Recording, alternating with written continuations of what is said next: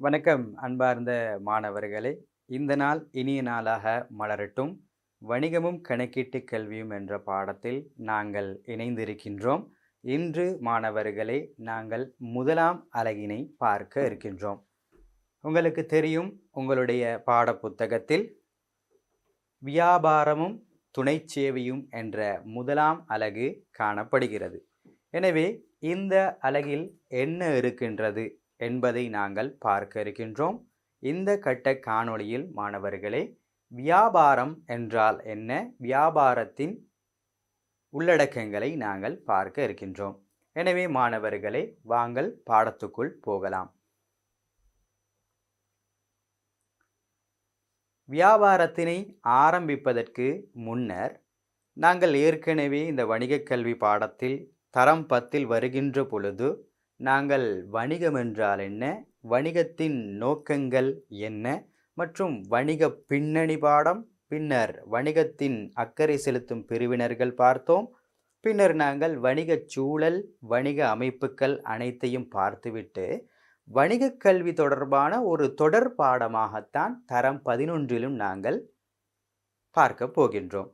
இதில் நாங்கள் உங்களுக்கு மீட்டுவதற்காக வணிகம் என்றால் என்ன என்பதை நாங்கள் இங்கே சொல்ல போகின்றோம். உங்களுக்கு தெரியும் மாணவர்களே, வணிகம் என்றால் என்ன என்று நீங்கள் நன்றாக படித்திருப்பீர்கள், ஞாபகத்தில் வைத்திருப்பீர்கள். எனவே மீண்டும் ஒரு முறை அதனை நாங்கள் பார்ப்போம். வணிகம் என்றால் என்ன என்று பார்ப்போம். பாருங்கள், மனிதர்களது தேவைகளை நிறைவு செய்வதற்கு ஒவ்வொரு மனிதனுக்கும் ஒவ்வொரு தேவைகள் இருக்கின்றன அல்லவா? எனவே பசிக்கு உணவு தேவை, அதே போன்று நாங்கள் பாதுகாப்புக்கு எங்களுக்கு உடை தேவை, நாங்கள் தங்குவதற்கு எங்களுக்கு உறையுள் தேவை. எனவே பிரதானமான தேவைகள் 3: ஒன்று உணவு, உடை, உறையுள் அல்லவா? எனவே மாணவர்களை, இங்கு சொல்கின்றார்கள் மனிதர்களது தேவைகளை நிறைவு செய்து கொள்வதற்கு. எனவே மனிதர்களுக்கு தேவை இருக்கலாம், அந்த தேவையினை நிறைவு செய்யக்கூடிய பல்வேறு வழிமுறைகள் இருக்கலாம். அதற்கு நாங்கள் சொல்லுவோம் விருப்பங்கள் என்று. எனவே மனித தேவை விருப்பங்களை என்று சேர்த்தும் நாங்கள் சொல்ல முடியும்.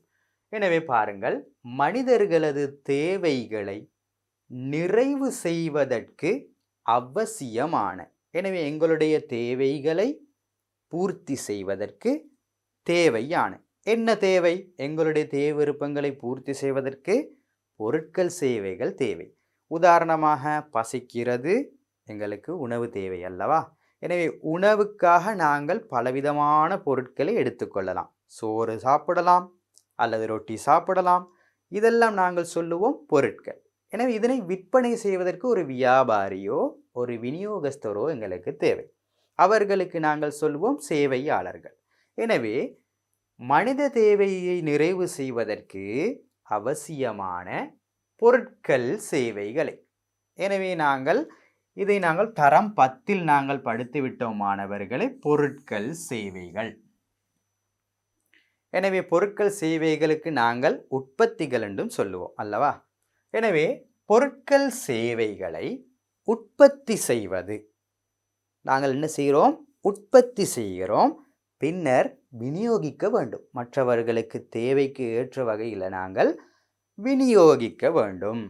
எனவே உற்பத்தி செய்தல் அல்லது விநியோகம் செய்தல், இது தொடர்பான பொருளாதார நடவடிக்கைக்கு நாங்கள் வணிகம் என்று படித்திருக்கிறோம். எனவே இங்கு பொருளாதார நடவடிக்கை என்றால் என்ன? பொருளாதார நடவடிக்கை என்பது பணத்தினால் அளவிடக்கூடிய விடயங்கள், பெறுமதியாக அளவிடக்கூடிய விடயங்களுக்கு நாங்கள் பொருளாதார நடவடிக்கை என்று சொல்வோம் அன்பார்ந்த மாணவர்களே. எனவே நாங்கள் வணிகம் என்றால் என்ன என்று கேட்கும் பொழுது, மனிதர்களது தேவை விருப்பங்களை நிறைவு செய்வதற்கு அவசியமான பொருட்கள் அல்லது சேவைகள், இதனை உற்பத்தி செய்தல் அல்லது விநியோகம் செய்தல் தொடர்பான ஒரு பொருளாதார நடவடிக்கைக்கு நாங்கள் சொல்லுவோம் வணிகம் என்று. எனவே இது நாங்கள் ஏற்கனவே தெரிந்த விடயம் என்பதனால் நான் மீண்டும் ஒரு முறை உங்களுக்கு மீட்டினேன். இப்பொழுது பார்ப்போம் வணிகத்தின் நோக்கங்கள். வணிகத்தின் நோக்கங்கள் இங்கு நாங்கள் பார்க்க இருக்கின்ற விடயம் மாணவர்களே பிரதானமான நோக்கம். என்ன நோக்கம்? பிரதானமான நோக்கம். நாங்கள் நோக்கங்களில் 2 நோக்கங்கள் படித்தோம். ஒன்று பிரதான நோக்கம், அடுத்தது துணை நோக்கம். பிரதான நோக்கத்தில் முதலாவது நோக்கம் என்ன? சொல்லுங்கள் பார்ப்போம்.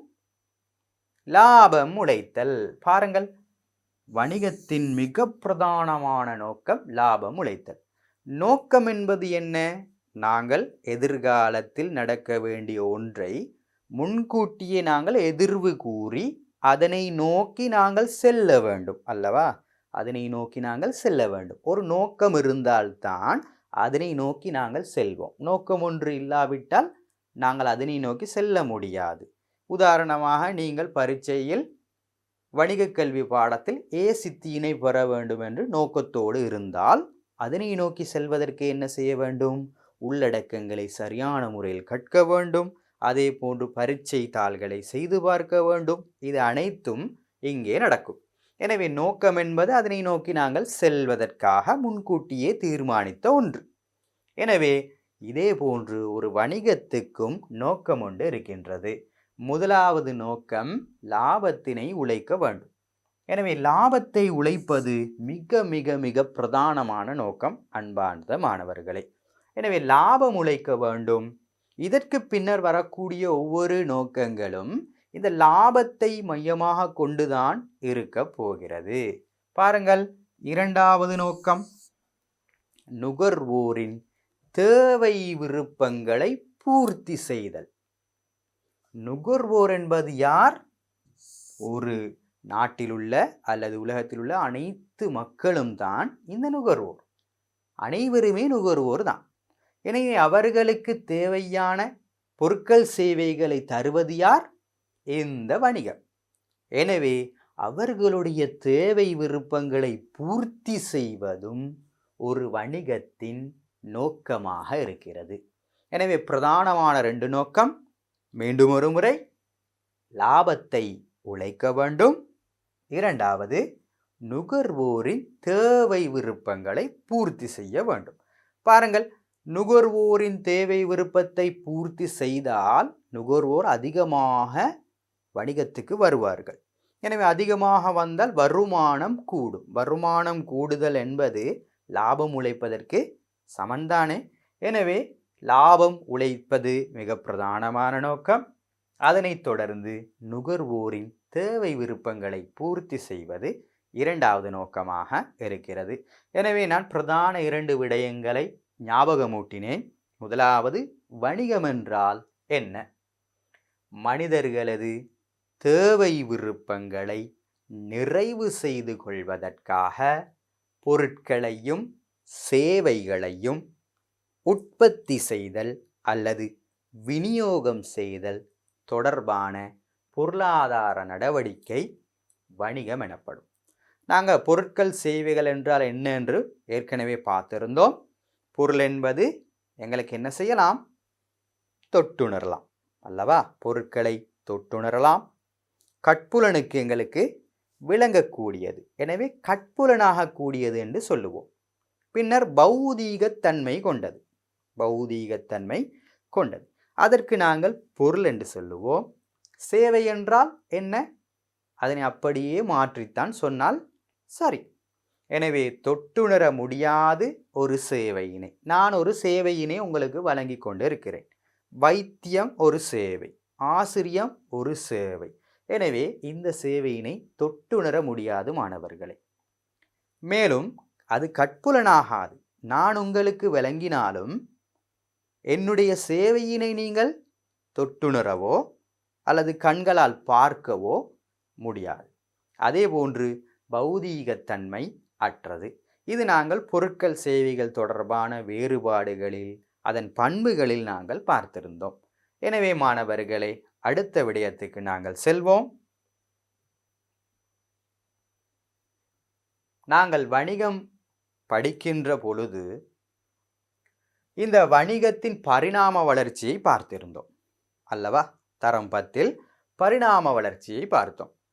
சுயதேவை பூர்த்தி, பின்னர் நாங்கள் பண்டமாற்று முறை, பின்னர் பணமுறைமை, வியாபாரம் தோன்றியது. அதன் பின்னர் கைத்தொழில் புரட்சி, உலகமயமாக்கல், பின்னர் இன்று நாங்கள் இலத்திரனியல் வணிகத்தினை பயன்படுத்தி கொண்டு இருக்கிறோம். எனவே மாணவர்களே, அதனைத் தொடர்ந்து நான் இங்கே பாருங்கள், நாங்கள் வியாபாரம் என்ற ஒன்றில்தான் நாங்கள் அதனை விட்டோம். இங்கு பாருங்கள், வணிகத்தின் வகைப்படுத்தல் என்று பார்க்க போகிறோம். இங்கு மாணவர்களே, வியாபாரத்தில் பல்வேறு சிக்கல்கள் ஏற்படலாம். அதாவது வியாபாரம் கொடுக்கல் வாங்கல்களில் ஈடுபடும் போது பல்வேறு பிரச்சனைகள் எங்களுக்கு ஏற்படலாம். எனவே அந்த பிரச்சனைக்கு உதவியாக இருப்பதுதான் இந்த துணை சேவைகள் என்று சொல்லுவோம். அந்த பிரச்சனைகளுக்கெல்லாம் உதவியாக இருப்பது இந்த துணை சேவை. எனவே இந்த வியாபாரத்தையும் துணை சேவையையும் சேர்த்தால் வர்த்தகம் வரும். எனவே வியாபாரமும் துணை சேவையும் சேர்ந்த வினைத்திறனான அந்த வியாபாரத்துக்கு நாங்கள் சொல்லுவோம் வர்த்தகம் என்று சொல்லுவோம். வர்த்தகமும் கைத்தொழில் என்று சொல்லுவோம். உற்பத்திகள் இடம்பெறும். கைத்தொழிற்சாலைகள் நாங்கள் பார்த்திருக்கிறோம், அங்கு உற்பத்திகள் இடம்பெறும். எனவே இந்த கைத்தொழிலும் வர்த்தகமும் சேர்ந்த அந்த பெரிய அலகுக்குத்தான் நாங்கள் சொல்லுவோம் வணிகம் என்று. எனவே வணிகம் என்பது பாரியது. வணிகம் என்பது மிக பாரியது. அனைத்தையும் விட அவர்தான் பெரியவர். எனவே வணிகம் என்பதை நாங்கள் என்ன என்று பார்த்திருக்கிறோம். வணிகத்துக்குள் தான் இந்த அனைத்து விதமான வர்த்தகம், கைத்தொழில், வியாபாரம், துணை சேவைகள் அனைத்தும் உள்ளடங்கும் இந்த வணிகத்திற்கு உள். எனவே வணிகத்தினை இரண்டாக பிரிக்கலாம். ஒன்று வர்த்தகம், அடுத்து கைத்தொழில். வர்த்தகம் என்பது வியாபாரத்தினையும் துணை சேவையினையும் சேர்த்தது. வர்த்தகம் என்பது இந்த வியாபாரத்தையும் துணை சேவையையும் சேர்த்து வருவது வர்த்தகம் என்று சொல்லுவோம். இந்த வர்த்தகத்தோடு கைத்தொழில் சேர்ந்தா வணிகம் என்று சொல்லுவோம். வர்த்தகத்துடன் கைத்தொழில் சேர்ந்தால் வணிகம் என்று சொல்லுவோம். இங்கு பிள்ளைகளா கைத்தொழில் முதலாம் நிலை, இரண்டாம் நிலை என்றெல்லாம் இருக்கிறது. அது உங்கள் பாடத்திட்டத்தில் இல்லை என்பதனால் விடுவோம். முதலாம் நிலை விவசாயம், இரண்டாம் நிலை கைத்தொழில் என்றெல்லாம் இருக்கின்றது. எனவே அந்த கைத்தொழில் மாத்திரம் எங்களுக்கு தெரிந்தால் போதும். நாங்கள் இங்கே வணிகத்தின் பின்னர் வர்த்தகத்தின் பிரிவுகளைத்தான் இங்கே முழுமையாக பார்க்க இருக்கின்றோம். இதுதான் உங்களுடைய முதலாம் அலகு. எனவே மாணவர்களே, வர்த்தகத்தை இரண்டாக பிரிப்போம். சொல்லுங்கள் பார்ப்போம். ஒன்று வியாபாரம், இரண்டாவது துணை சேவை. வியாபாரத்தினை நாங்கள் இரண்டாக பிரிக்கலாம். வியாபாரத்தை நாங்கள் இரண்டாக பிரிக்கலாம். பிரதானமாக இரண்டு. ஒன்று உள்நாட்டு வியாபாரம். உள்நாடு வணிக கல்வியில் மாணவர்களே, அந்த தலைப்பிலேயே விடயம் இருக்கும். அந்த தலைப்பை கொண்டே இதுதான் விடயம் என்று நாங்கள் உத்தேசித்து கொள்ளலாம். உள்நாட்டு வியாபாரம். எனவே நாட்டிற்கு உள்நாட்டு வியாபாரம் என்று சொல்லுவோம். சர்வதேச வியாபாரம். சர்வதேசம் என்பது வெளிநாடு அல்லவா? வெளிநாட்டுடனான கொடுக்கல் வாங்கல்களை மேற்கொள்வது சர்வதேசம். இலங்கைக்கு வெளியே, இலங்கைக்கு உள். இலங்கைக்கு உள் என்றால் உள்நாட்டு வியாபாரம் என்று சொல்லுவோம். இலங்கைக்கு வெளியவும் நாங்கள் கொடுக்கல் வாங்கல்கள் ஈடுபட்டால் சர்வதேச வியாபாரம் என்று சொல்லுவோம். எனவே வியாபாரம் பிரதானமாக இரண்டு வகை மாணவர்களே. ஒன்று உள்நாட்டு வியாபாரம், இரண்டு சர்வதேச வியாபாரம். இன்னொரு பெயர் இருக்கிறது, வெளிநாட்டு வியாபாரம் என்று சொல்லுவோம். எனவே உள்நாட்டு வியாபாரம், சர்வதேச வியாபாரம். அடுத்ததாக பாருங்கள், உள்நாட்டு வியாபாரத்தை, இலங்கைக்கு உள் இடம்பெறுகின்ற வியாபாரத்தை நாங்கள் இரண்டாக பிரிக்கலாம். ஒன்று சில்லறை வியாபாரம். சில்லறை வியாபாரம் என்பது சாதாரணமான கடைகள், பலசரக்கு கடைகள் என்பவற்றை நாங்கள் சில்லறை வியாபாரத்துக்கு உதாரணமாக சொல்லலாம். சில்லறை வியாபாரம் சில்லறையாக விற்பனை செய்யக்கூடிய வியாபாரம். நாங்கள் மேலோட்டமாகத்தான் இங்கே பார்க்கின்றோம். விரிவாக நாங்கள் இந்த பாடத்திற்கு உள்ளே நாங்கள் பார்க்க இருக்கின்றோம். இரண்டாவது மாணவர்களே, மொத்த வியாபாரம். மொத்தமாக இடம்பெறும் வியாபாரத்துக்கு சொல்லுவோம் மொத்த வியாபாரம் என்று. எனவே சில்லறை வியாபாரம் சில்லறையாக பகுதியாக வியாபாரம் இடம்பெறும். மொத்த வியாபாரம் என்பது மொத்தமாக வியாபாரம் இடம்பெறும். எனவே இங்கே பல பொருட்கள் ஒரே டைமில் நாங்கள் என்ன செய்வோம், ஒரே நேரத்தில் கொள்வனவு விற்பனை இடம்பெறும். இங்கு பகுதி சிறிய பொருட்கள் கொடுக்கல் வாங்கல்களில் ஈடுபடப்படும். எனவே சில்லறை வியாபாரம் மொத்த வியாபாரம் என்று இரண்டு வகை. சர்வதேச வியாபாரம் என்பது எமது நாடு வெளிநாட்டுடன் கொடுக்கல் வாங்கல்களில் ஈடுபடுதல். எனவே இந்த சர்வதேச வியாபாரம் இரண்டு வகைப்படும் மாணவர்களே. ஒன்று இறக்குமதி வியாபாரம். வெளிநாட்டிலிருந்து எமது நாட்டுக்கு பொருட்கள் சேவைகளை கொண்டு வருதல். எனவே வெளிநாட்டிலிருந்து எமது நாட்டுக்கு பொருட்கள் சேவைகளை கொண்டு வந்தால் அதற்கு சொல்லுவோம் இறக்குமதி. நாங்கள் கொள்வனவு செய்கிறோம், வெளிநாட்டிலிருந்து நாங்கள் எடுக்கிறோம். எனவே இறக்குமதி வியாபாரம் என்று சொல்லுவோம். இரண்டாவது ஏற்றுமதி என்பது நாங்கள் இலங்கையில் உற்பத்தி செய்யப்பட்ட உள்நாட்டு பொருட்கள் வெளிநாடுகளுக்கு ஏற்றுமதி செய்தல், விற்பனை செய்தல். அதற்கு நாங்கள் சொல்லுவோம் ஏற்றுமதி வியாபாரம் என்று சொல்லுவோம். எனவே சர்வதேச வியாபாரம் பிரதானமாக இரண்டு வகை. இறக்குமதி வியாபாரம், அடுத்து ஏற்றுமதி வியாபாரம் என்று சொல்லுவோம். எனவே வியாபாரம் இரண்டு வகை, பிரதானமாக உள்நாட்டு வியாபாரம், சர்வதேச வியாபாரம். உள்நாட்டு வியாபாரம் இரண்டு, சில்லறை வியாபாரம், மொத்த வியாபாரம். பின்னர் சர்வதேச வியாபாரம் இரண்டு, இறக்குமதி வியாபாரம், ஏற்றுமதி வியாபாரம் என்று சொல்லுவோம். இதன் பின்னர் மாணவர்களே, இந்த காணொளியில் நாங்கள் இந்த விடயங்களை தான் பார்க்க இருக்கின்றோம். இந்த துணை சேவைகளை நாங்கள் தொடர்ந்தும் பார்ப்போம். துணை சேவைகள் என்பது வியாபாரத்தில் பல சிக்கல்கள் ஏற்படலாம், அதனை நிவர்த்தி செய்வதற்கு உதவியாக இருக்கக்கூடிய சேவைகள் துணை சேவைகள் என்று சொல்லுவோம். துணை சேவைகள் முதலாவது வங்கி சேவை. வங்கி சேவை என்று உங்களுக்கு தெரியும், பலவிதமான வங்கிகள் இருக்கிறது. அதில் நாங்கள் வர்த்தக வங்கிகளைத்தான் இங்கே பார்க்க இருக்கின்றோம். வங்கி சேவை, பேங்க் தொடர்பான சேவைகள். இரண்டாவது தொடர்பாடல்.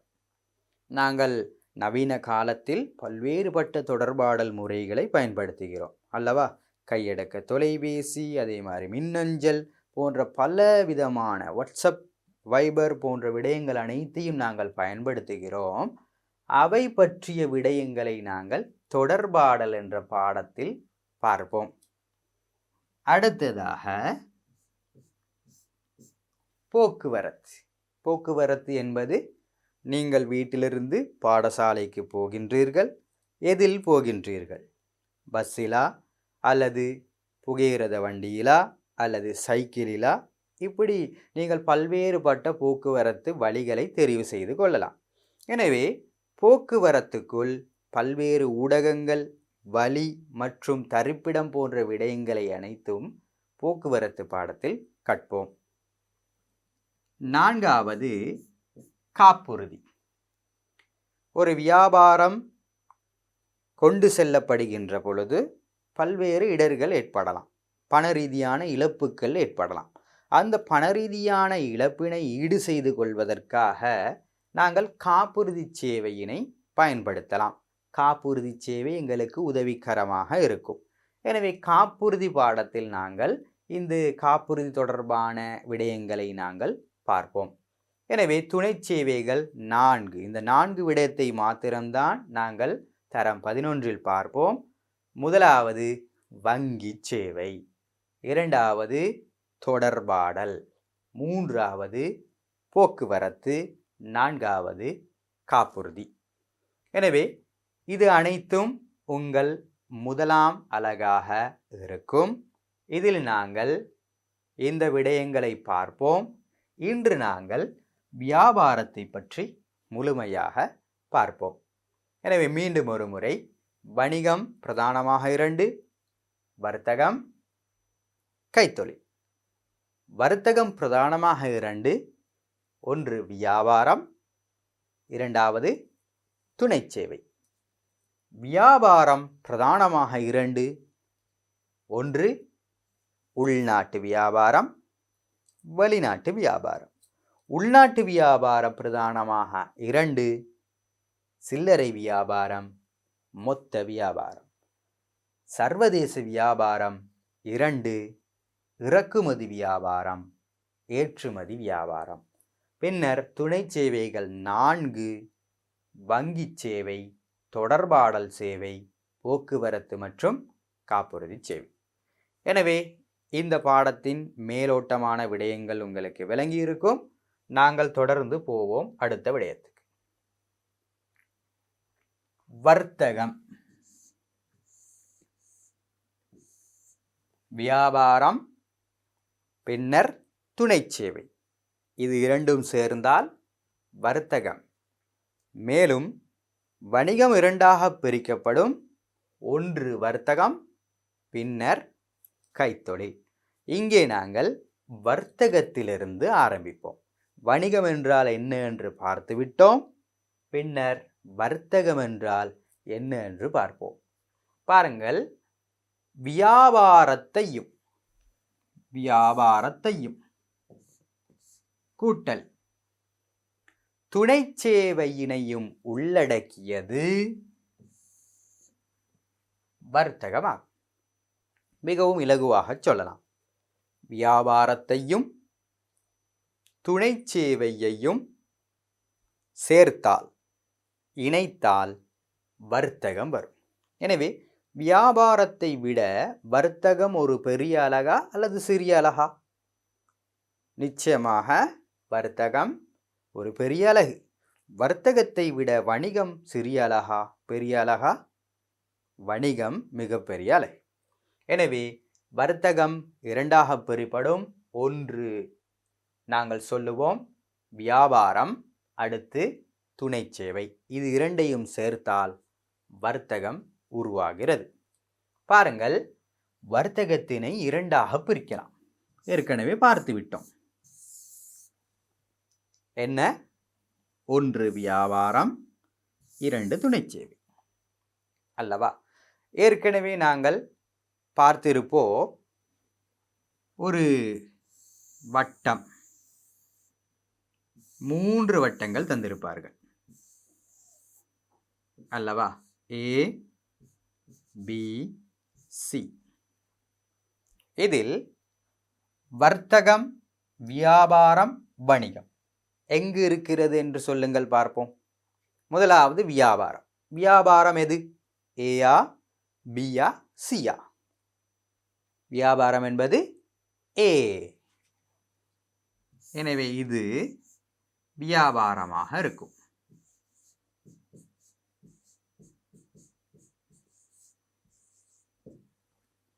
சொல்லுங்கள், பி என்ன? பி என்பது வெரி குட், வர்த்தகம் என்று சொல்லுவோம்.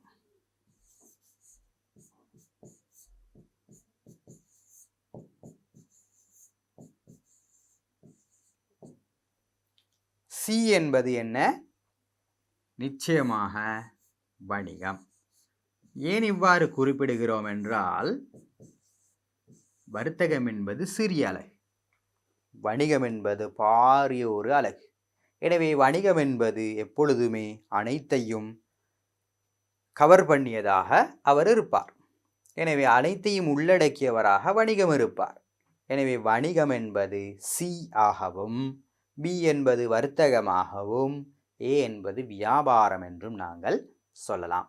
எனவே மாணவர்களே, நாங்கள் வர்த்தகம் என்றால் என்ன என்று பார்த்து விட்டோம். வர்த்தகம் என்பது இந்த வியாபாரத்தையும் துணை சேவையையும் உள்ளடக்கியது. எனவே மறக்கக்கூடாது மாணவர்களே, நாங்கள் ஒவ்வொரு விடயத்தை கற்கும் பொழுதும் இதனை நாங்கள் இறுதியாகவும் அறுதியாகவும் மனதில் வைத்து கொள்ள வேண்டும். எனவே மாணவர்களே, அடுத்த விடயத்துக்கு போவோம். வியாபாரம். எங்களுடைய பாடத்துக்கு நாங்கள் வந்துவிட்டோம். வியாபாரம் என்றால் என்ன? நாங்கள் வணிகம் என்றால் என்ன என்று பார்த்து விட்டோம். வர்த்தகம் என்றால் என்ன என்று பார்த்து விட்டோம். இப்பொழுது வியாபாரம் என்றால் என்ன என்று பார்க்க இருக்கிறோம். சொல்லுங்கள் மாணவர்களை, வியாபாரம் என்றால் என்ன? இவ்வளவு நாள் நீங்கள் உங்கள் மனதில் வைத்து கொண்ட விடயம் என்ன? வியாபாரம் என்பது என்ன? ஒரு கொடுக்கல் வாங்கல், சரி.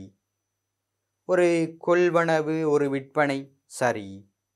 ஒரு பரிமாற்றம், அதுவும் சரி. ஒரு பொருளை வாங்கி பணத்தை கொடுப்பது, அதுவும் சரி. ஒரு கடைக்கு சென்றால் நாங்கள் ஒரு பொருளை வாங்குவோம், அதற்கு பதிலாக பணத்தை கொடுப்போம். நாங்கள் ஒரு வியாபாரியாக இருந்தால் பொருளை கொடுப்போம், பணத்தை எடுப்போம். இதற்குத்தானே நாங்கள் வியாபாரம் என்று சொல்லுவோம். ஆம், உண்மைதான். எனவே அதே விடயத்தை தான் நாங்கள் வரைவிலக்கண வடிவிலும் சொல்ல போறோம். பாருங்கள், பொருட்களையும் சேவைகளையும் நாங்கள் இரண்டு விடயத்தை கொள்வனவு செய்யலாம், விற்பனை செய்யலாம். ஒன்று பொருள், அடுத்து சேவை. இரண்டையும் சேர்த்து நாங்கள் உற்பத்தி என்று சொல்லலாம். எனவே உற்பத்திகளை அல்லது பொருட்களையும் சேவைகளையும் பாருங்கள்.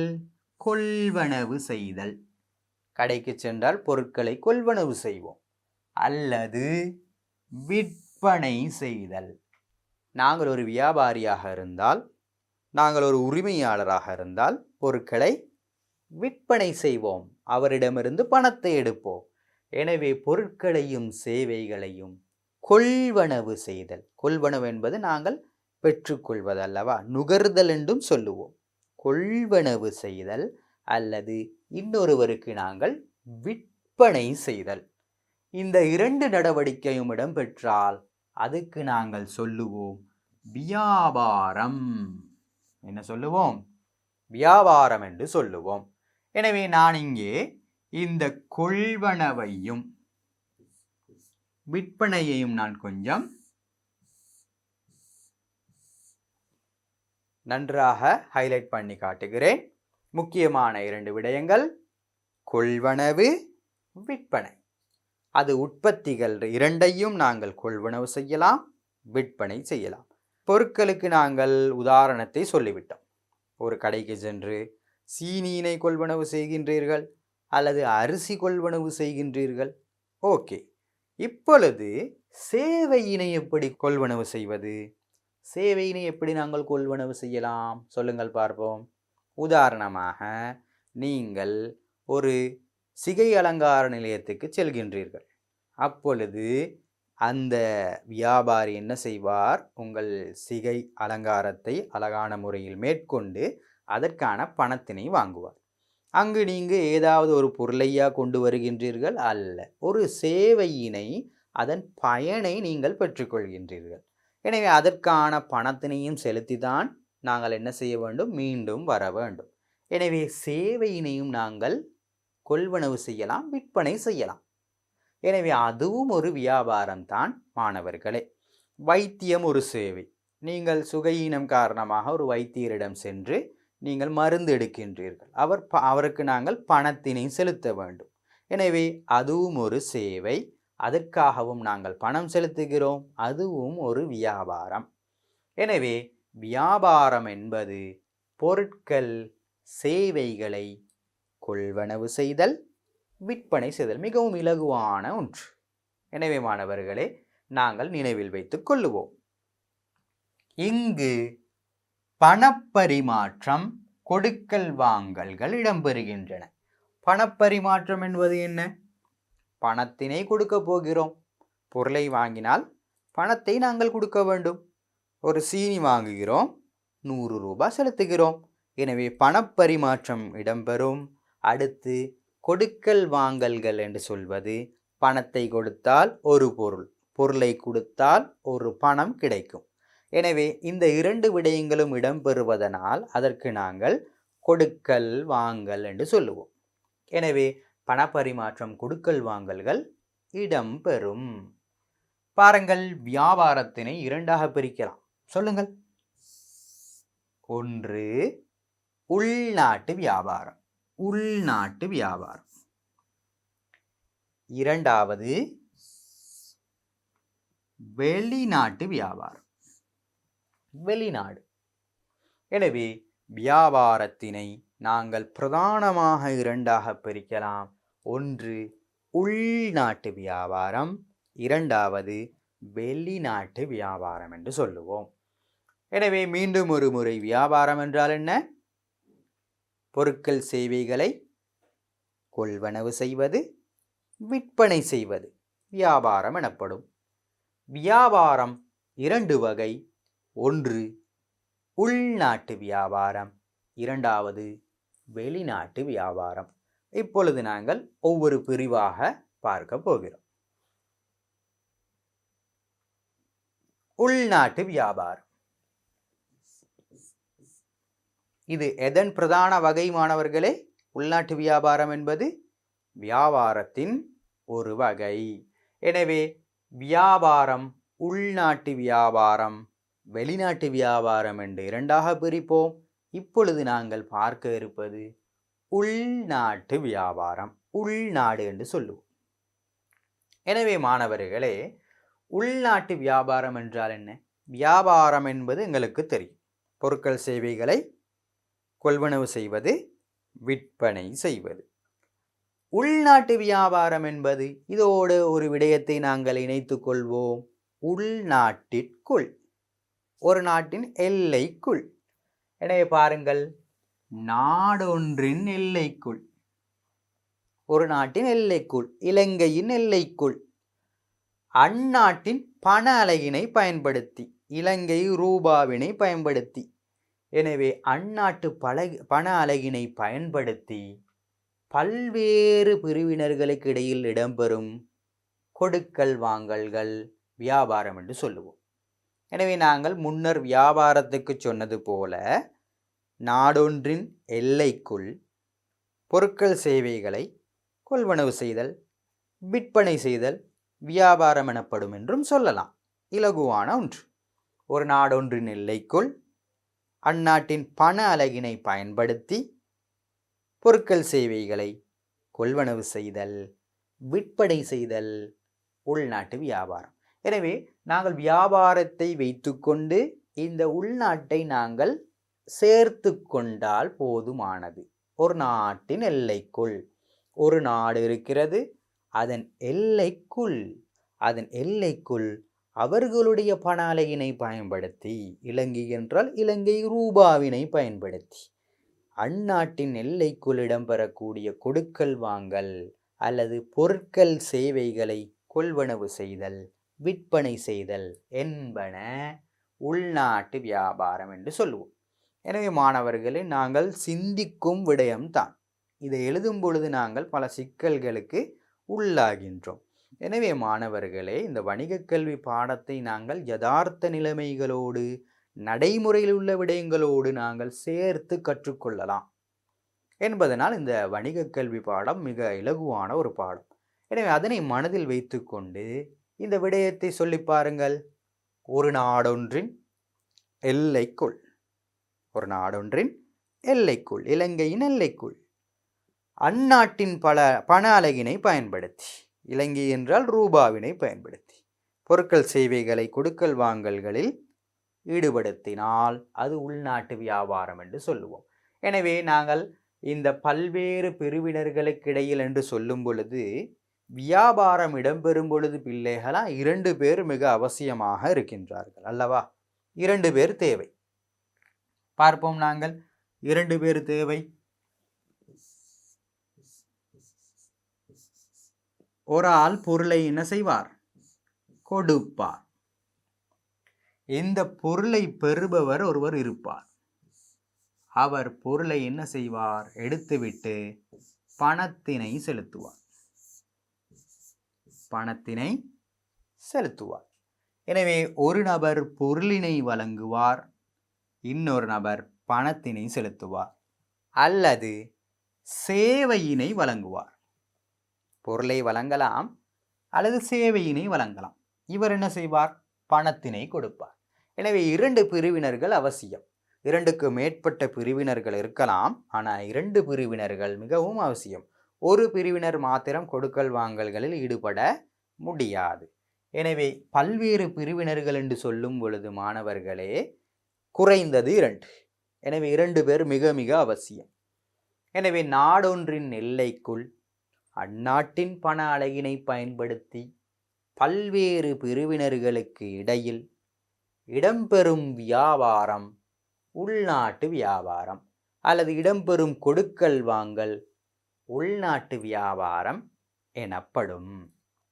உள்நாட்டு வியாபாரம் 2 வகை. சொல்லுங்கள், விரைவாக சொல்லுங்கள் பார்ப்போம்.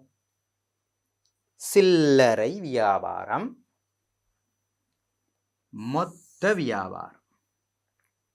சில்லறை வியாபாரம் எங்களுக்கு நன்றாக தெரிந்த ஒன்று. இது சில்லறை வியாபாரம். அடுத்தது மொத்த வியாபாரம், மொத்தமாக இடம்பெறும் வியாபாரம். நீங்கள் ஒரு கடைக்கு சென்றால் அந்த கடையில் நீங்கள் பொருட்கள் சேவைகளை கொள்வனவு செய்கின்றீர்கள். பொருட்களை கொள்வனவு செய்கின்றீர்கள் என்று வைப்போம். நீங்கள் அரிசியினை கொள்வனவு செய்கின்றீர்கள். வீட்டுக்கு அரிசியினை கொள்வனவு செய்வதற்கான காரணம் என்ன? சாப்பிட வேண்டும், உண்ண வேண்டும். எனவே அந்த அரிசியினை நாங்கள் வேறொருவருக்கு விற்பனை செய்வதற்கு அல்ல வாங்குகிறோம். நாங்கள் அதனை பயன்படுத்த, இறுதியில் நாங்கள் அதனை முடித்து விடுவோம். எங்களுக்கு பின் அது வேறொருவர் நாங்கள் என்ன செய்ய மாட்டோம்? மீண்டும் பெற்றுக்கொள்ள மாட்டோம். எனவே நாங்கள் கொள்வனவு செய்வது எங்களுடன் முடிந்து விட்டது. அந்த தொழிற்பாடு எங்களுடன் முடிந்து விட்டது. எனவே அதற்கு நாங்கள் சொல்லுவோம் வணிகத்தில் இறுதி நுகர்வு என்று சொல்லுவோம். என்ன சொல்லுவோம்? இறுதி நுகர்வு. கடைசி, முடிந்து விட்டது எங்களுடன். எனவே அந்த சில்லறை கடையிலிருந்து நாங்கள் பொருட்கள் சேவைகளை கொள்வனவு செய்கிறோம், நாங்கள் பெற்றுக்கொள்ள. எனவே அதற்கு நாங்கள் சொல்லுவோம் இறுதி நுகர்வுக்காக நான் கொள்வனவு செய்தேன். அரிசியினை ஏன் கொள்வனவு செய்தேன்? இறுதி நுகர்வுக்காக. எனவே இவ்வாறு இறுதி நுகர்வு நோக்கம் கொண்டவர்கள் நாம் அல்லவா? நாம் தான் இறுதி நுகர்வு நோக்கம் கொண்டவர்கள். அவர்களுக்காக யார் விற்பனை செய்கின்றாரோ அவருக்கு சொல்லுவோம் சில்லறை வியாபாரி என்று சொல்லுவோம். சில்லறை வியாபாரி. அந்த சில்லறை வியாபாரி மேற்கொள்ளும் நடவடிக்கைக்கு சில்லறை வியாபாரம் என்று சொல்லுவோம். எனவே மேலோட்டமாக நான் ஒரு உதாரணம் சொன்னது. எனவே நாங்கள் சாதாரணமாக ஒரு கடைக்கு சென்றால் நாங்கள் இறுதி நுகர்வுக்குத்தான் கொள்வனவு செய்கின்றோம் என்றால் அந்த வியாபாரம் சில்லறை வியாபாரம். ஒரு சிறப்பங்காடிக்கு செல்கின்றீர்கள், ஒரு ஃபுட் சிட்டிக்கு போகின்றீர்கள். அங்கு நீங்கள் தேவையான விருப்பமான ஒவ்வொரு பொருட்களையும் நீங்கள் என்ன செய்யலாம்? கொள்வனவு செய்யலாம். இவ்வாறு கொள்வனவு செய்ததன் பின்னர் அதனை நீங்கள் வீட்டுக்கு கொண்டு வந்து உங்களுடைய தங்கைக்கு, தாய்க்கு, அப்பாவுக்கு கொடுப்பீர்கள். இவ்வாறு கொடுத்ததன் பின்னர் அனைவரும் உட்கொள்ளலாம் அல்லது அந்த பொருளை பயன்படுத்தலாம். எனவே அதன் பின்னர் வேறு யாரும் அதனை மீண்டும் விற்பனை செய்ய மாட்டார்கள். அத்துடன் அந்த நுகர்வு முடிந்து விட்டது. எனவே இவ்வாறு முடியுமாயின் அந்த வியாபாரத்துக்கு நாங்கள் சொல்லுவோம் சில்லறை வியாபாரம். புரிந்திருக்கும் என்று நினைக்கிறேன். அடுத்ததாக மொத்த வியாபாரம். இதற்கு ஒரு உதாரணம், நீங்கள் ஒரு கடைக்கு செல்லும் பொழுது நிறைய பாரிய வாகனங்கள், லொரி எல்லாம் இருக்கும். அதில் அரிசி மூடைகளை இறக்குவார்கள் அல்லது பல்வேறுபட்ட பிஸ்கட்களை அல்லது பல்வேறுபட்ட சவர்க்காரங்களை இறக்குவார்கள், கண்டிருப்பீர்கள். இவ்வாறு செய்கின்ற அந்த வியாபாரம் மொத்த வியாபாரம் என்று சொல்லுவோம். இவர்கள் ஓரிரண்டு பொருட்களை வாங்க மாட்டார்கள். இவர்கள் தான் மொத்தமாக பொருட்களை மொத்தமாகத்தான் கொடுப்பார்கள். அதுவும் எங்களுக்காக தரமாட்டார்கள். நாங்கள் சாதாரண நுகர்வோர் அல்லவா? நாங்கள் சாதாரண நுகர்வோர்களுக்கு அவர்கள் பொருட்களையோ சேவைகளோ தரமாட்டார்கள். யாருக்கு தருவார்கள் என்றால் இந்த சில்லறை வியாபாரிக்கு இவர் கொடுப்பார். சில்லறை வியாபாரிக்கு இவர் கொடுப்பார். மொத்தமாக கொடுத்ததன் பின்னர் இவர் எங்களுக்கு பகுதி பகுதியாக தருவார். எனவே இந்த மொத்த வியாபாரி நாங்கள் ஒரு அரிசி மூடை தாருங்கள் என்று சொல்லும்போது தருவாரா? தரமாட்டார். ஏனென்றால் அவருக்கு அதில் நட்டம் ஏற்படும். எனவே மொத்தமாகத்தான் ஒவ்வொரு கடைகளுக்கும் ஒவ்வொரு சந்தைக்கும் சென்று இவர் விற்பனை செய்வார். எனவே மொத்த வியாபாரம் என்பது மொத்தமாகத்தான் இடம்பெறும். சில்லறை வியாபாரம் என்பது பகுதி பகுதியாக எங்களுக்கு தருவார்கள். எனவே இது இறுதி நுகர்வோருக்கு விற்பார்கள், எங்களுக்கு இவர் தருவார். இவர் சில்லறை வியாபாரிக்கு கொடுப்பார், அதாவது மீள் விற்பனை நோக்கம் கொண்டோருக்கு. இந்த சில்லறை வியாபாரி என்ன செய்வார்? இவரிடமிருந்து வாங்கி மீண்டும் எங்களுக்கு தருவார். இந்த மொத்த வியாபாரியிடமிருந்து சில்லறை வியாபாரி எடுத்து பொருளை எங்களுக்கு பொருட்களை கொஞ்சம் கொஞ்சமாக தருவார். எனவே இந்த மொத்த வியாபாரி சொல்லுவார், இந்த சில்லறை வியாபாரி ஒரு மீள் விற்பனை நோக்கமுடையவர். இவர் சொல்லுவார் என்ன? இந்த சில்லறை வியாபாரி மீள விற்பனை செய்வதற்காக என்னிடம் கொள்வனவு செய்கிறார் என்று யார் சொல்லுவா? இந்த மொத்த வியாபாரி சொல்லுவார். எனவே இவர் மீள் விற்பனைக்காக கொள்வனவு செய்கிறார். இந்த சில்லறை வியாபாரி மீள் விற்பனைக்காக, மீள் எனக்கு விற்பனை செய்வதற்காக கொள்வனவு செய்கிறார். எனவே மொத்த வியாபாரிகள் மீள் விற்பனை நோக்கம் கொண்டோருக்கு பொருட்களை விற்பனை செய்வார்கள். மொத்த வியாபாரிகள் மீள் விற்பனை நோக்கம் கொண்டோருக்கு பொருட்கள் சேவைகளை விற்பனை செய்வார்கள். சில்லறை வியாபாரி இறுதி நுகர்வோருக்கு என்ன செய்வாங்க? பொருட்கள் சேவைகளை விற்பனை செய்வாங்க. எனவே இங்கு சாதாரணமாக சில்லறை வியாபாரி, மொத்த வியாபாரி என்றெல்லாம் இருக்கின்றது. இது தொடர்பாக நாங்கள் இன்னும் சில விஷயங்களை பார்ப்போம்.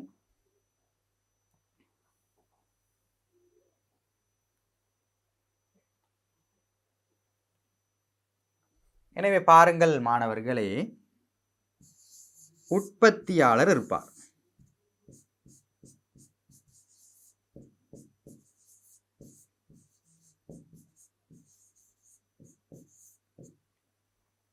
இந்த உற்பத்தியாளர் தான் உற்பத்தி செய்த பொருட்களை மொத்த வியாபாரிக்கு கொடுக்கலாம்.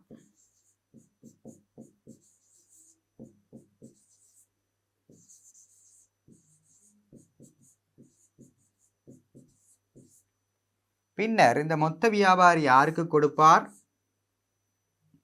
சில்லறை வியாபாரிக்கு.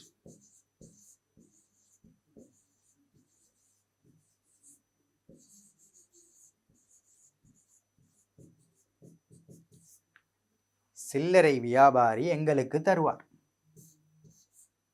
வாடிக்கையாளர் அல்லது நுகர்வோர் என்று சொல்லுவோம். பாருங்கள், இலகுவாக விளங்குகிறது. இவர் உற்பத்தியாளர், பொருளை உற்பத்தி செய்வார். உற்பத்தி செய்து அவர் மொத்தமாக இந்த மொத்த வியாபாரிக்கு கொடுப்பார். மொத்த வியாபாரி மொத்தமான பொருட்களை பல்வேறு சில்லறை வியாபாரிகள் இருப்பார்கள், பல்வேறு சந்தைகள் இருக்கும், அவர்களுக்கு போடுவார். என்ன செய்வார்? அவர்களுக்கு பொருட்களை கொடுப்பார்.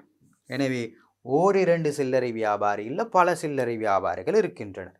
அவர் என்ன செய்வார்? ஒவ்வொருவரும் நுகர்வோருக்கு பொருட்கள் சேவைகளை கொண்டு வந்து தருவார்கள். பல்வேறு நுகர்வோர் இருக்கின்றனர். உலகத்தில் உள்ள அனைத்து மக்களும் நுகர்வோர் என்று சொல்லுவோம். எனவே உற்பத்தியாளர் பல மொத்த வியாபாரிக்கு பொருட்களை வழங்கலாம். மொத்த வியாபாரி பல சில்லறை வியாபாரிக்கு பொருட்களை வழங்கலாம். சில்லறை வியாபாரி நுகர்வோருக்கு வழங்கலாம். சில வேளை மாணவர்களே, இந்த உற்பத்தியாளர் நேரடியாக நுகர்வோருக்கு பொருட்களை வழங்கலாம். எனவே நேரடி விநியோகம் என்று சொல்லுவோம்.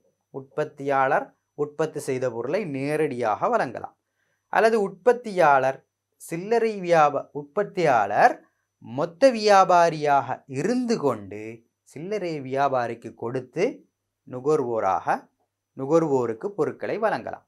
எனவே இதில் பல நபர்கள் இல்லாமல் இருக்கலாம், அல்லது இந்த ஓர்டரில் என்ன செய்யலாம், பொருட்களை வழங்கலாம். எனவே இது உங்களுக்கு மேலோட்டமாக சொன்ன ஒரு விடயம். சாதாரணமாக இந்த ஒரு சங்கிலி தொடர்புல தான் என்ன செய்யும், பொருட்கள் எங்களுக்கு கிடைக்கிறது. எனவே மாணவர்களே, நாங்கள் ஏற்கனவே இங்கு உள்நாட்டு வியாபாரத்தை பார்த்து விட்டோம். இது 2 வகை. 1 சில்லறை வியாபாரம், 2 மொத்த வியாபாரம். எனவே பார்ப்போம், நாங்கள் சில்லறை வியாபாரம் என்றால் என்ன. நாங்கள் பாருங்கள் மாணவர்களை, நாங்கள் வியாபாரத்தை 2ஆக பிரித்தோம். வியாபாரம் 2, 1 உள்நாட்டு வியாபாரம், அடுத்து வெளிநாட்டு வியாபாரம் அல்லது சர்வதேச வியாபாரம். உள்நாட்டு வியாபாரம் 2, அதில் நாங்கள் பார்க்க இருப்பது சில்லறை வியாபாரம். எனவே நாங்கள் இங்கே இருக்கிறோம். சில்லறை வியாபாரம். சில்லறை வியாபாரம் எந்த வியாபாரத்துடைய வகை? உள்நாட்டு வியாபாரத்தின் ஒரு வகை. எனவே சில்லறை வியாபாரம் என்றால் என்ன? சில்லறை வியாபாரம் ஏற்கனவே பார்த்து விட்டோம். நுகர்வோரது தேவைகளை பூர்த்தி செய்வதற்கு, நுகர்வோருக்கு தேவை விருப்பம் இருக்கு. தேவை விருப்பம் என்றால் எங்களுக்கு தெரியும். பூர்த்தி செய்ய பொருட்களும் சேவைகளும் கட்டாயம் தேவை. நுகர்வோரின் தேவை விருப்பங்களை பூர்த்தி செய்ய பொருட்களும் சேவைகளும் கட்டாயம் தேவை. அத்தேவையினை, எங்களுடைய தேவையினை, உணவு, உடை, உறையுள் தேவையினை, இறுதி நுகர்வு நோக்கம், மிக முக்கியமான ஒரு சொல், இறுதி நுகர்வு நோக்கம். யார் இறுதி நுகர்வு நோக்கம் கொண்டவர்கள்? நாம், ஒவ்வொரு மக்களும் இறுதி நுகர்வு நோக்கம் கொண்டவர்கள். இறுதி நுகர்வு நோக்கம் கொண்டோருக்கு பொருட்களை, சேவைகளை விற்பனை செய்யும் நடவடிக்கை. யார் விற்பனை செய்வா? சில்லறை வியாபாரி விற்பனை செய்வார். எனவே சில்லறை வியாபாரத்தில் ஈடுபடும் நபருக்கு சொல்லுவோம் சில்லறை வியாபாரி. எனவே இந்த சில்லறை வியாபாரியுடைய வேலை இறுதி நுகர்வு நோக்கம் கொண்டவர்கள். அவர்கள் கடைக்கு வரக்கூடியவருக்கு பொருட்கள், சேவைகளை வழங்குவது. கடைக்கு வரக்கூடியவர் யார்? இறுதி நுகர்வு நோக்கம் கொண்டவர். எனவே நாம் இறுதி நுகர்வு நோக்கம் கொண்டோருக்கு பொருட்கள், சேவைகளை விற்பனை செய்யும் நடவடிக்கை. இலகுவான ஒன்று பாருங்கள். இறுதி நுகர்வு நோக்கம் கொண்டோருக்கு பொருட்கள், சேவைகளை விற்பனை செய்தல் சில்லறை வியாபாரம் எனப்படும். மீண்டும் ஒரு முறை சொல்லுங்கள். இறுதி நுகர்வு நோக்கம் கொண்டோருக்கு பொருட்கள், சேவைகளை விற்பனை செய்தல் சில்லறை வியாபாரம் எனப்படும். இறுதி நுகர்வு நோக்கம் கொண்டவர் என்பது நாம்.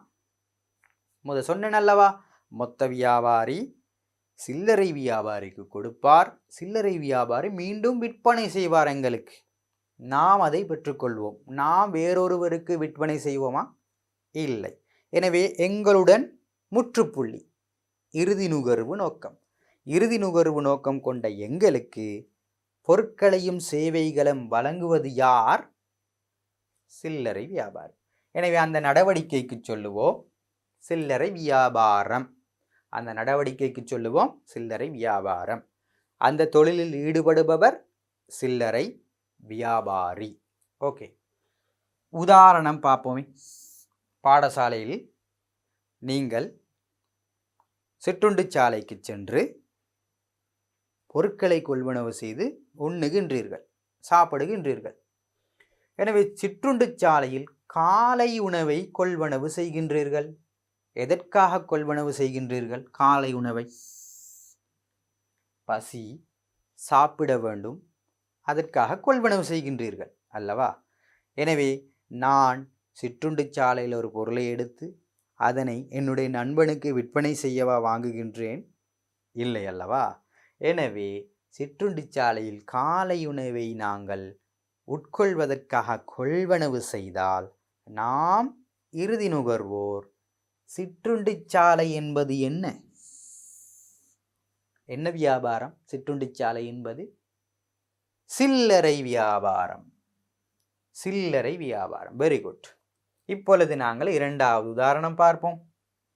பேனை ஒன்றினை நாங்கள் எழுதி கொண்டிருக்கிறோம். பரீட்சை ஒன்றை எழுதி கொண்டிருக்கிறோம். பேனை முடிந்து விட்டது. எனவே ஓடோடி சென்று நாங்கள் ஒரு வணிகத்தில், ஒரு கடையில் பேனை ஒன்றை கொள்வனவு செய்து கொண்டு வருகிறோம். எதற்காக கொள்வனவு செய்கிறோம்? நான் இதனை பயன்படுத்த எழுத வேண்டும். என்னுடைய பேனை முடிந்து விட்டது. எனவே எழுத வேண்டும் என்பதற்காக நான் வாங்குகிறேன். நான் இறுதி நுகர்வு நோக்கம் கொண்டவன். எனவே இந்த குமார் வணிகம் என்பது என்ன வியாபாரம்? குமார் வணிகம் என்பது என்ன வியாபாரம்? சில்லறை வியாபாரம். இறுதி நுகர்வு நோக்கம் கொண்ட எனக்கு அவர் விற்பனை செய்திருக்கிறார். எனவே குமார் வணிகம் ஒரு சில்லறை வியாபாரம். பாருங்கள் அடுத்து. விமல் பசி காரணமாக மாம்பழங்களை கடைக்கு சென்று வாங்கினான். மாம்பழங்களை வாங்கினான். விமல் எதற்காக வாங்கினான்? பசி, உண்ண வேண்டும், மாம்பழங்களை வாங்குகிறான். எனவே மாம்பழங்களை வாங்கிய அந்த கடை, பலசரக்கு கடை அல்லது கடை, அந்த கடைக்கு நாங்கள் என்ன வியாபாரம் என்று சொல்லுவோம்? சில்லறை வியாபாரம்.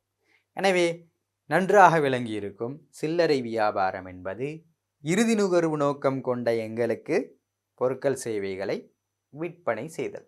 இங்கு விமல் ஒரு இறுதி நுகர்வு நோக்கம் கொண்டவன். இங்கு நான் பேனை வாங்குகிறேன். நான் இறுதி நுகர்வு நோக்கம் கொண்டவன். இங்கு காலை உணவை கமல் வாங்குகிறான் என்று வைத்துக் கொள்வோம். கமல் ஒரு இறுதி நுகர்வு நோக்கம் கொண்டவன். எனவே அவருக்கு விற்பனை செய்த நபர் சிற்றுண்டிச்சாலை ஒரு சில்லறை வியாபாரம். குமார் வணிகம் ஒரு சில்லறை வியாபாரம். பின்னர் இந்த கடை நாங்கள் சொல்லுவோம் சில்லறை வியாபாரம். எனவே இங்கு உங்களுக்கு பரீட்சையில் இந்த நோக்கத்தை வைத்து தான் என்ன செய்வார்கள்? மாற்றி மாற்றி தருவார்கள். எனவே சில்லறை வியாபாரம் என்றால் இறுதி நுகர்வு நோக்கம் கொண்டவர்களுக்கு பொருளை விற்பனை செய்திருக்க வேண்டும். அதன் பின்னர் அவர் அதனை எடுத்து வேறொருவருக்கு விற்பனை செய்யக்கூடாது. எனவே அதற்கு நாங்கள் சொல்லுவோம் சில்லறை வியாபாரம். எனவே உதாரணத்துக்காக நான் ஒரு உருவம் ஒன்றை தந்திருக்கிறேன். பாருங்கள், அந்த படத்தில் மாம்பழங்கள் இருக்கிறது. இந்த மாம்பழங்கள் நாங்கள் இறுதி நுகர்வுக்காக கொள்வனவு செய்தோம். எனவே அதனை விற்பனை செய்த அந்த கடை சில்லறை வியாபாரம். எனவே இலகுவான ஒன்று. சில்லறை வியாபாரம் என்றால் என்ன? இறுதி நுகர்வு நோக்கம் கொண்டோருக்கு பொருட்களை, சேவைகளை விற்பனை செய்யும் நடவடிக்கை. அப்பொழுது நீங்கள் ஒரு சந்தேகம் ஒன்று கேட்கலாம். பொருளை சொல்லிவிட்டீர்கள், மாம்பழம், பேனை எல்லாம் சொல்லிவிட்டீர்களே, சேவைக்கு ஒரு உதாரணம் கிடையாதா என்று கேட்கலாம். நான் ஏற்கனவே சொல்லியிருந்தேன் அல்லவா? சிகை அலங்கார நிலையங்கள், வைத்தியரிடம் நீங்கள் வைத்திய சேவையை பெறுகின்றீர்கள். பின்னர் ஒரு வியாபாரியாக இருக்கிறார். இப்போ சாதாரணமாக சில்லறை வியாபாரம் ஒரு வியாபாரி. அந்த வியாபாரி மேற்கொள்ளக்கூடிய நடவடிக்கை அதுவும் ஒரு சேவை தான். ஒரு கடைக்கு சென்றால் பொருளை நாங்கள் எடுக்கிறோம். அதுக்கு நாங்கள் பொருள் என்று சொல்லுவோம். அந்த பொருளை நாங்கள் கொண்டு வந்து நாங்கள் என்ன செய்கிறோம்? அதற்கான பட்டியல், விலைப்பட்டியலை கேட்கிறோம். அந்த விலைப்பட்டியலை தரக்கூடிய ஒரு ஆள் இருப்பார். அவர் விலைப்பட்டியல், அதில் உள்ளடக்கங்கள் அனைத்தையும் எங்களுக்கு தருவார். அந்த சேவையினை செய்யக்கூடியவர் அந்த வியாபாரி. அதற்கு நாங்கள் சேவை என்று தான் சொல்லுவோம். எனவே ஒரு கடையில் இரண்டு விடயங்களும் கட்டாயம் இருக்கும். ஒன்று பொருள், அந்த செயற்பாடுகளை செய்யக்கூடிய நபர், சேவை. எனவே பொருட்கள், சேவைகள். அந்த சேவை எங்களுக்கு இறுதி நுகர்வுக்காக மேற்கொள்ளக்கூடிய ஒரு சேவை. எனவே அதுவும் ஒரு சில்லறை வியாபாரம் தான்.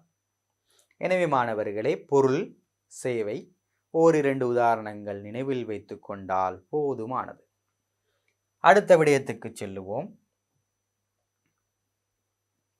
சில்லறை வியாபாரத்தின் பண்புகள். இங்கு மாணவர்களை இது நாங்கள் கஷ்டப்பட்டு தான் மனனம் செய்ய வேண்டும் என்றெல்லாம் கிடையாது. நான் ஒரு வரைபடம் தந்திருக்கிறேன், பாருங்கள். இந்த படத்தை பார்த்து கொண்டு சொல்லுங்கள் பார்ப்போம். பண்புகள் என்றால் இது எப்படி இருக்கிறது இதில் பிரதானமாக என்ன விடயங்கள் ஸ்பெஷலாக சிறப்பாக இருக்கிறது என்பதை சொல்ல வேண்டும்.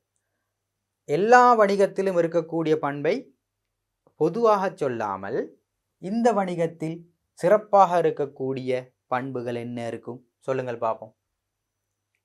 என்ன நடக்கின்றது? இங்கே ஒரு நபர் கொள்வனவு செய்கிறார். ஒரு நபர் என்ன செய்கிறார்? பொருட்களை கொள்வனவு செய்கிறார். இங்கு பாருங்கள், பல்வேறுபட்ட பொருட்கள் இருக்கும். உங்கள் ஊரிலும் கூட மாணவர்களே சில கடைகளுக்கு சென்றால் அங்கு இல்லாத பொருட்களே இருக்காது, எல்லா பொருட்களும் இருக்கும். எனவே ஒரு பண்பு நாங்கள் சொல்லுவோம், அனைத்து விதமான பொருட்களும் பலவிதமான பொருட்கள் இந்த சில்லறை வியாபாரத்தில் காணப்படும். சரி, அனைத்து விதமான பொருட்கள் காணப்படும். பிரதானமாக நோக்கம் என்று சொல்லியிருந்தேன், உள்நோக்கம் என்றும் சொல்லலாம். யார் இங்கே வந்து கொள்வனவு செய்வது? இறுதி நுகர்வு நோக்கம் கொண்டவர்கள். எனவே இறுதி நுகர்வு நோக்கம் கொண்டவர்களுடன் நேரடியாக தொடர்பு கொண்டவர். சில்லறை வியாபாரம் எப்படி இருப்பார்? இறுதி நுகர்வு நோக்கம் கொண்டவருடன் நேரடியாக தொடர்பு, எங்களுடன் நேரடியாக தொடர்பு. எனவே நேரடியாக தொடர்பு கொண்டவராக இருப்பார். வேறு என்ன சொல்லலாம்? எங்கள் வீட்டிற்கு அண்மித்ததாக இருக்கும். நாங்கள் பக்கத்தில் இருக்கக்கூடிய கடைக்குத்தான் ஓடி சென்று பொருட்களை வாங்குவோம் அல்லவா? எனவே எங்களுக்கு அண்மித்ததாக அருகிலே இருக்கும். வேண்டிய இடங்களில் நாங்கள் என்ன செய்யலாம்? இந்த சில்லறை வியாபாரிகளை காணலாம். எனவே எங்களுக்கு அண்மித்ததாக அருகில் இருக்கும், அதுவும் சரி. எனவே இந்த விடயங்களை நாங்கள் ஒரு கடையினை நாங்கள் சிந்தித்து பார்த்து சொல்லலாம் தானே?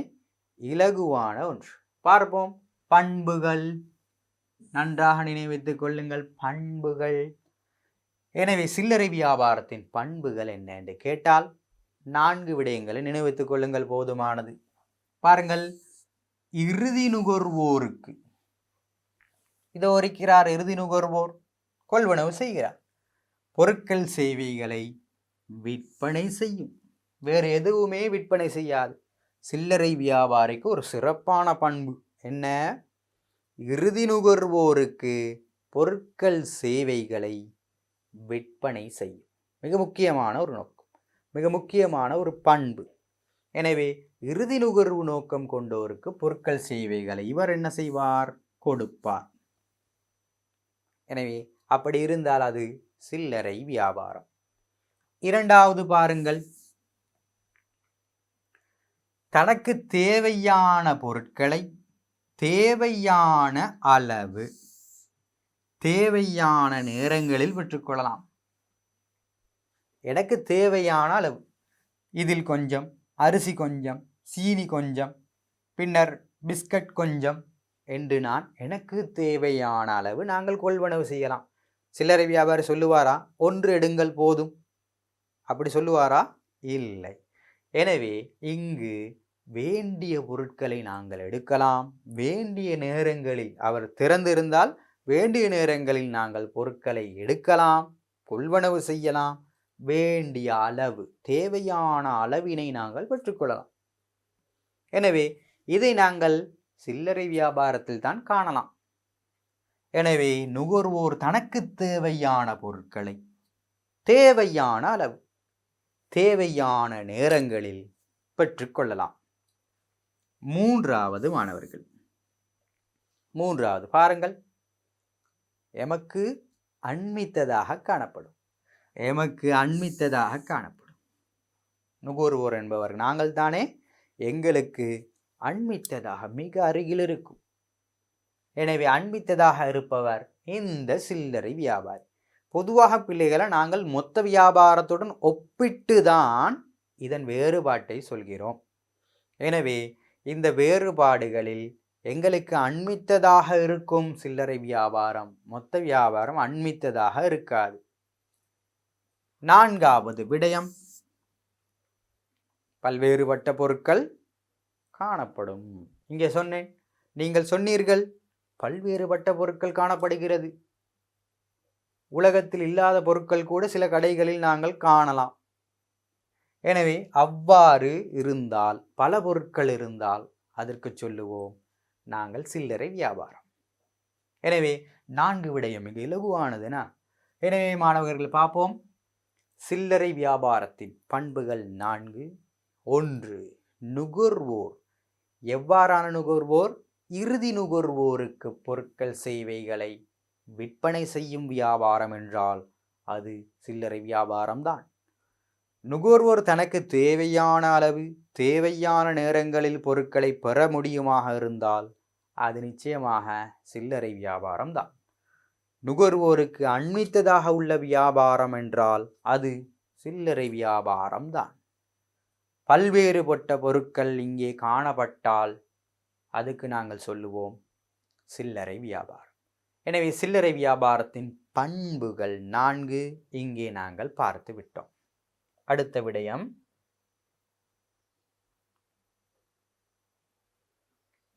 சில்லறை வியாபாரத்தின் முக்கியத்துவம். சில்லறை வியாபாரத்தின் முக்கியத்துவம். ஏன் இந்த சில்லறை வியாபாரம் அவசியம்? ஏன் இந்த சில்லறை வியாபாரம் தேவை? எதற்காக என்று நாங்கள் பார்க்க இருக்கிறோம். பாருங்கள், இங்கே 2 படங்கள் தந்திருக்கிறேன். இதில் நான் ஏற்கனவே தந்த படமும் இருக்கிறது. இங்கே பாருங்கள், மகிழ்ச்சியாக கொள்வனவில் ஈடுபடுகிறார் ஒரு நுகர்வோர். மகிழ்ச்சியாக சந்தோஷமாக கொள்வனவில் ஈடுபடுகிறார். எனவே இங்கு முக்கியத்துவம் என்ன என்று பார்ப்போம். இது ஏன் அவசியம், ஏன் தேவை என்று பார்ப்போம். முதலாவது, நுகர்வோரின் அன்றாட தேவைகளை பூர்த்தி செய்ய தேவையான பொருட்கள் சேவைகளை தருவது யார்? சில்லறை வியாபாரி. எனவே எங்களுடைய அன்றாட தேவைகளை பூர்த்தி செய்ய இந்த சில்லறை வியாபாரி அவசியம். எனவே நுகர்வோரின் அன்றாட தேவை விருப்பங்களை பூர்த்தி செய்ய பொருட்கள் சேவைகளை யாராவது வழங்க வேண்டும். அதை வழங்குவது யார்? சில்லறை வியாபாரி. எனவே அதற்கு நாங்கள் இந்த சில்லறை வியாபாரம் முக்கியத்துவம் பெறுகிறது. இரண்டாவது பாருங்கள், புதிய வகையான பொருட்களை அறிமுகம் செய்யும். நீங்கள் ஒரு கடைக்கு சென்றால் மாணவர்களே, ஒரு விடயத்தை கேட்கின்றீர்கள், சவர்க்காரம் ஒன்று தாருங்கள். எனவே ஒரு பேபி சவர்க்காரம் ஒன்று கேட்கிறீர்கள் என்று வைத்துக் கொள்ளுவோம். அந்த சவர்க்காரம் இல்லாவிட்டால் அவர் என்ன சொல்லுவார்? புதிதாக ஒன்று வந்து இருக்கிறது, இதனை நீங்கள் பயன்படுத்தி பாருங்களேன், நன்றாக இருக்கும் என்று சொல்லுவார். எனவே இது ஒரு வியாபாரியின் ஒரு உத்தி. இவர் புதிய வகையான பொருட்களை என்ன செய்வார்? நுகர்வோருக்கு அறிமுகம் செய்வார். இதனை கொஞ்சம் பயன்படுத்தி பாருங்கள், இதனை கொஞ்சம் உண்டு பாருங்கள், நன்றாக இருக்கும். எனவே அவ்வாறு செய்து பார்த்த பின் நாங்கள் அதனை என்ன செய்வோம்? வாங்கத் தொடங்குவோம். எனவே புதிய வகையான பொருட்களை அறிமுகம் செய்வது யார்? இந்த சில்லறை வியாபாரி. எனவே அந்த புதிய பொருட்களை அறிமுகம் செய்வதற்கு சில்லறை வியாபாரம் முக்கியத்துவம் பெறுகிறது. மூன்றாவது விடயம் வருவோம். சில வேளைகளில் கடனுக்கு கூட பொருட்களை இவர் தருவார். கடனுக்கு கூட என்ன செய்வார்? பொருட்களை இவர் தருவார், விற்பனை செய்வார். சில கடைகளில் நாங்கள் பார்த்திருக்கிறோம், ஒரு புத்தகம் ஒன்று வைத்திருப்பாங்க. அந்த புத்தகத்தில் ஒவ்வொரு நபருடைய பெயரும் எழுதி அதில் அவர் வைத்துள்ள கடன் தொகையை எழுதியிருப்பார்கள். மாதத்தின் இறுதியில் எங்களுடைய பெற்றோர் என்ன செய்வாங்க? அந்த கடனை செலுத்துவதற்கு தடுமாறிக்கொண்டு இருப்பார்கள். இதனை நாங்கள் கண்டு இருக்கிறோம் அல்லவா? எனவே யார் அந்த கடனுக்கு தரக்கூடிய நபர்? இந்த சில்லறை வியாபாரி. நாங்கள் சிற்றுண்டி சாலைகளில் கூட கடனுக்கு கொள்வனவு செய்து கொண்டிருக்கிறோம். எனவே கடனுக்கு தரலாம்.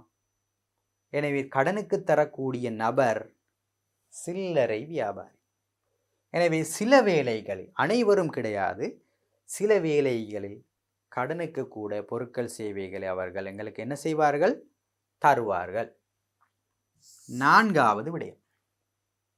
நான்காவது விடயத்தை பாருங்கள். நுகர்வோர் காட்டும் துலங்களை உற்பத்தியாளனுக்கு அறிவிப்பதன் மூலம் பொருட்களின் தரத்தினை உயர்த்த. நுகர்வோருடன் நேரடியாக தொடர்பு கொண்டது யார்? இந்த சில்லறை வியாபாரி.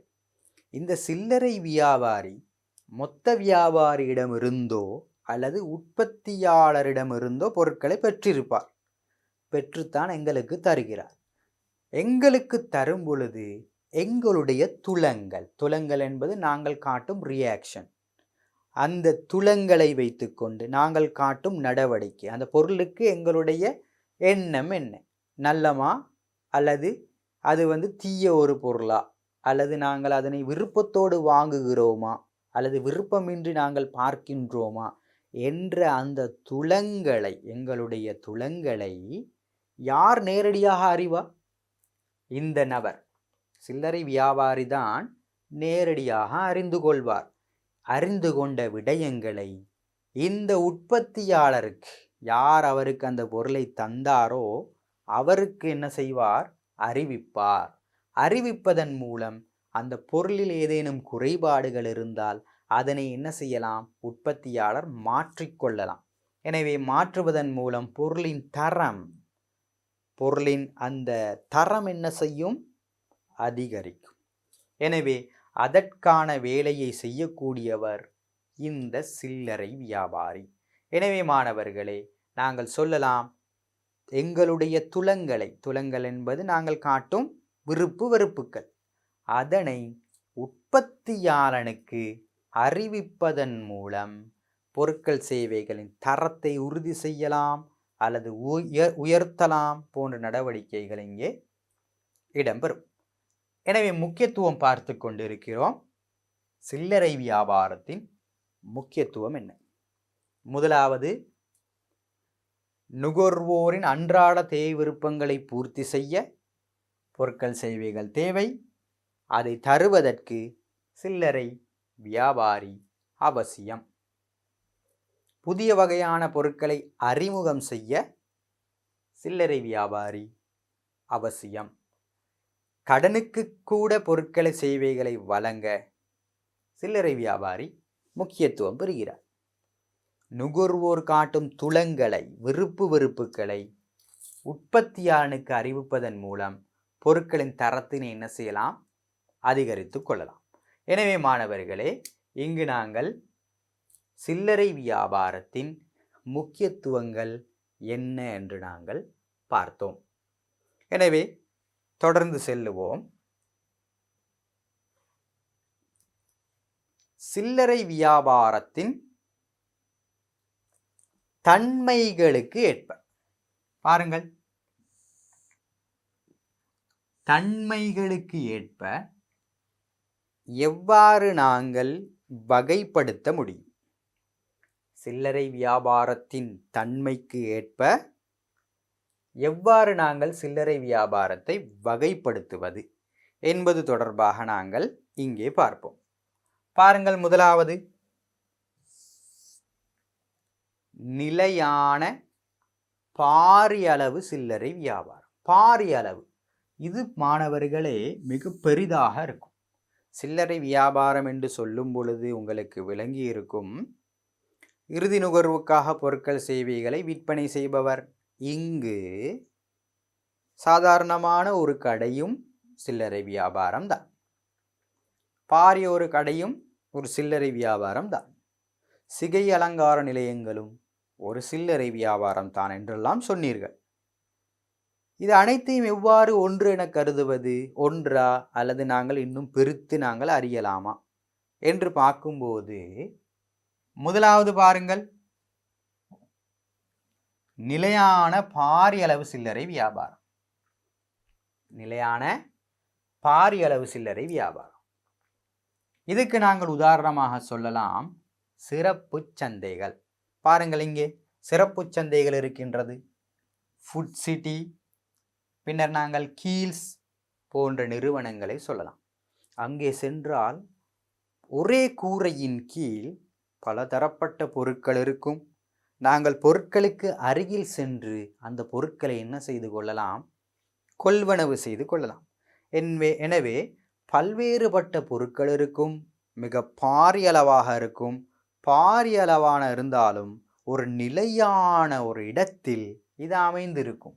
எனவே அவர்களுக்கு நாங்கள் சொல்லுவோம் நிலையான பாரிய அளவு சில்லறை வியாபாரம்.